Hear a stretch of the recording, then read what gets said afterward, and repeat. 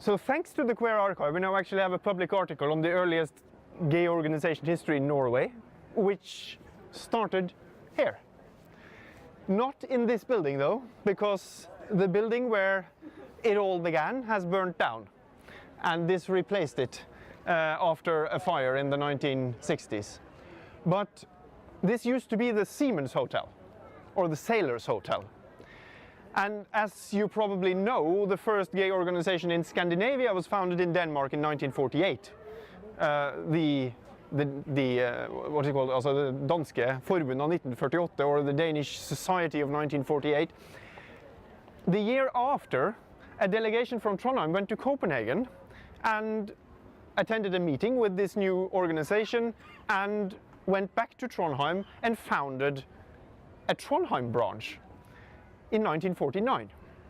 And they rented rooms in the second floor of the Sailor's Hotel, and for around 6 months at least they had that as a place to hang out for people. And the interesting thing about this article and the interview is that this was done with a person who attended this and was a part of the establishment. And what he said in this interview was that they were not secret about anything.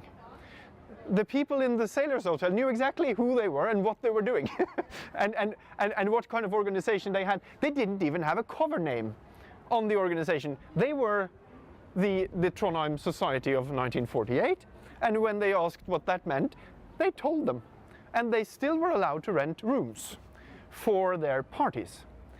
So that is something that is very interesting to kind of excavate further, dig even deeper into. What does that mean, that this was totally unproblematic? Or we don't know if it was that, but at least they weren't kicked out when they told the runners of the Sailor's Hotel what they were doing. But then after a while, this what do you call it, event business or whatever, kind of broke down. Some people moved out of Trondheim, most of them moved to Oslo, and we didn't actually get a new established gay organization in the city until 1970. But interestingly enough, in 1973, the Society of 1948's Trondheim branch rented the basement of this particular hotel once again for their parties and meetings. So this was actually the first public, you could say, place to hang out for gays and lesbians in Trondheim after the decriminalization of 1972. So it has quite a long history, this spot, if not this building. This building has the newest history, and it was a building there that has the oldest history, not just for the city, but actually also for the country, which deserves even some extra digging. I think that happened in Trondheim. Like, why here as opposed to... I think coincidences. Yeah? These people going to Copenhagen, attending this meeting and going back here and knowing out from their own social circles that this was a need. I mean, this was something that people would appreciate if they did something about it, I think. Most things like it has to do with individual taking initiatives and not necessarily the climate of... But clearly it was a climate in the Sailor's Hotel that wasn't all that bad.